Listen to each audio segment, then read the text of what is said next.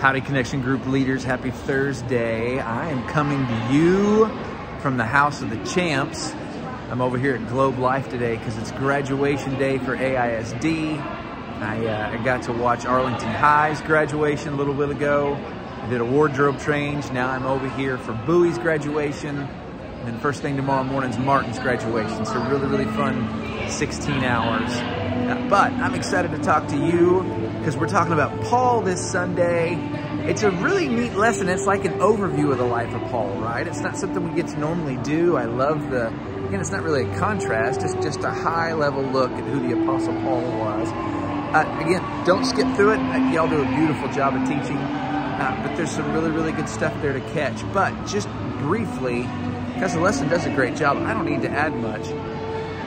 I've been thinking about Paul's conversion because it's a fascinating story, specifically the Acts chapter 9 portion, right? That's where Paul, it says that he's just enraged by everything that's going on with the faith. And so he's gathered up all these permissions to go and capture believers. And he's specifically on the way to the city of Damascus. Now we know the believers in the city of Damascus know Paul is coming, because when he gets there and he starts preaching, they're like, wait a second, isn't this the guy that was coming after us? What's going on here? We know that Ananias knew exactly who Paul was. And so when God says, hey, I need you to go deal with this guy, Ananias is like, no, I can't do that. It's pretty funny. One of the funniest verses in the Bible, Ananias, it says this to God, I can't go talk to this guy. God says, I have great use for him, and he's going to suffer greatly. And after God says he's going to suffer greatly, Ananias says, oh, okay, in that case, then I'll go. Anyway, here's what I want you to catch and think about.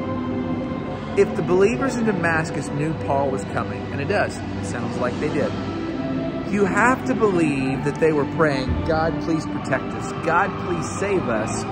We're trying to follow you, and there's this man and his soldiers coming after us. Lord, please do something to save us. And God did. What God did is God saved Paul. Not the kind of salvation they were asking for, but it's exactly the kind of salvation that they needed, right? I think that's amazing, and I really do think and believe that probably far more often we realize when we're looking for a physical thing that we want God to do, God's wanting to do something supernatural. God's wanting to do something salvific, okay? God, man, I need you to change this situation. God's wanting to change things, but he's wanting to change people's hearts.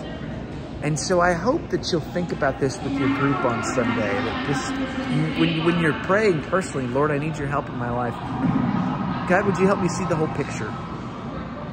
I suspect there was at least one or two people going, Lord, would you please take Paul out? And instead what happened was Jesus changed Paul's heart and thus changed the world forever.